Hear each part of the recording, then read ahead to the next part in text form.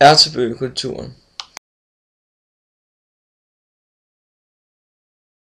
Den yngste del af egerskinsalderen, det vil sige fra omkring år 5.400 til 4.000 før år tid, kaldes Ertebøllekulturen. Den er opkaldt efter et fundsted ved Limfjorden. Fundet var bopladsen Affaldsdynge, en såkaldt køkkenmødding, der lå 200-300 meter fra bopladsen. Køkkenmøddingen var 140 meter lang og 20 meter bred og ca. 2 meter høj. Den indeholdte først og fremmest skaller fra muslinger, østers og snegle, men der var også knoglerester af større jagtdyr, som kronhjort, rådyr, vildsvin og sæler. Man fandt også rester af pelsdyr som en lillekat, los, mår og ræv.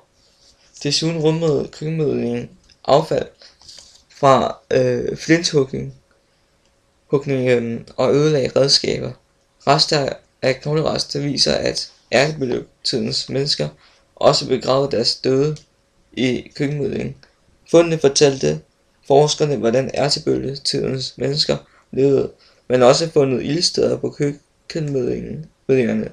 Nogle forskere har ment, at det måtte betyde, at man boede direkte på køkkenmøddingen, men stanken må have været så stærk, at det næppe er sandsynligt.